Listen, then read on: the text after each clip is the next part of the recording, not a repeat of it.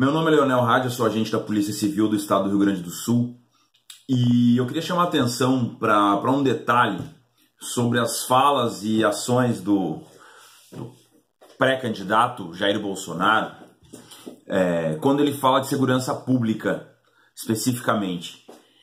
Isso eu tenho batido nessa tecla, tem alguns vídeos que eu já falei sobre isso, mas eu vou voltar ao assunto. Bolsonaro, quando ele fala sobre segurança pública, ele acaba sempre utilizando o discurso do armamento, né, de armar a população, de liberar a caça agora, é a maior novidade dele, né, a questão da liberação total da caça no país. Mas ele nunca fala de projetos para a categoria, como eu já falei em outro vídeo, né, de melhoria salarial, de equipamentos. E onde é que ele sempre entra no discurso, que é o discurso de que vai liberar a polícia para matar, vai liberar a polícia para executar os criminosos.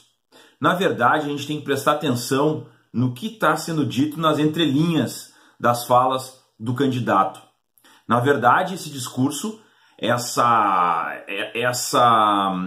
digamos assim, essa ideia de que um governo dele vai favorecer os policiais, nada mais é do que justificar, legitimar as milícias, tá? E os grupos criminosos que agem paralelamente, né, mas ligados às instituições do Estado. Isso tem na polícia, isso tem em diversas secretarias de Estado, tem no Judiciário, tem no Ministério Público, não é exclusividade da polícia. Mas o discurso do Bolsonaro, na verdade, ele quer angariar a simpatia, né, daqueles policiais que estão à margem da lei, que na minha opinião são os piores criminosos, né? O policial criminoso, o policial que utiliza do seu cargo, da instituição, para o seu favorecimento pessoal, para o crime, né? E eu estou falando isso por quê? Porque quando a vereadora do Rio de Janeiro, a Marielle Franco, foi executada, e todos os presidenciáveis e boa parte da classe política se pronunciou sobre a execução, ele foi o único pré-candidato à presidência da República que não se manifestou, não se pronunciou sobre o assunto. Por quê? Porque desde aquele momento já vinha sendo levantada a possibilidade, né, de estar envolvidos milicianos, ex-PMs e talvez até da ativa, mas policiais que na verdade são criminosos, poderiam estar envolvidos nessa execução. E ele se calou frente ao fato justamente por quê? Porque ele quer ganhar simpatia, né, quer demonstrar para esses grupos criminosos, os milicianos, que ele vai ser leniente e ele vai permitir grupos de extermínio, vai permitir as milícias, né? E como ele quer dar um poder, segundo ele, né? Porque isso é muito discurso demagógico. Mas qual é o sentido quando ele diz que ele vai autorizar que a polícia mate, que para resolver os homicídios tem que matar todo mundo? O que ele está querendo dizer nas entrelinhas? Que no governo dele não vai existir controle mais dentro das instituições. Que aqueles que quiserem fazer o seu justiciamento ou quiserem colocar em prática as suas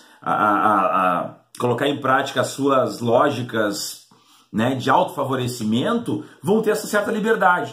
É mais ou menos assim: eu não te pago salário, eu não te dou equipamento, eu não tenho nenhuma política voltada para a categoria, mas, em contrapartida, eu autorizo qualquer tipo de abuso. Tortura, execução, o que tiver que ser feito, podem fazer. Só não me procurem para falar sobre dignidade profissional da categoria.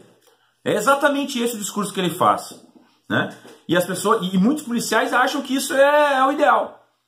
Por quê? Porque muitos, e com razão, e eu me incluo, muitas vezes se sentem desautorizados, né, a cumprir a lei, a fazer o seu papel, né? Isso é fato, né? Essa questão do prende e solta, dessas questões da lei de execução penal, do sistema prisional, né, dos grupos criminosos coordenando os presídios, isso cria uma sensação nos profissionais da segurança e na sociedade de desordem, né, de falta de controle, da criminalidade estar mandando no país.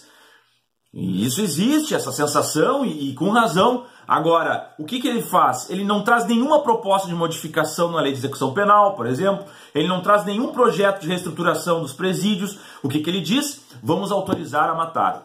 E aí muitos policiais, pô, então tá, agora então eu vou estar legitimado a fazer o meu trabalho sem correr o risco de ter um processo, né, daqui a pouco numa legítima defesa eu entro em confronto, acabo baleando um criminoso, bom, pelo menos eu vou estar legitimado a fazer o meu trabalho. Lê do engano, não é esse policial na legalidade que está dentro da legítima defesa, que hoje já existe. Por esses dias eu vi um comentário falando, mas ele quer proteger os policiais que entram num conflito, baleiam um criminoso e o criminoso morre. Mas, meu amigo, hoje a legítima defesa já existe. Se um policial num confronto balear e matar um criminoso, ele está agindo em legítima defesa. Agora, também concordo que muitas vezes existem questões do judiciário, do Ministério Público, que tem uma certa dificuldade de entender a função policial. Mas isso é outro assunto.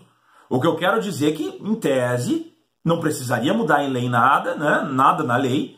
Hoje, em tese, se um policial mata um criminoso numa situação de legítima defesa e fica comprovado isso, ele já está isento. Mas o discurso dele cola.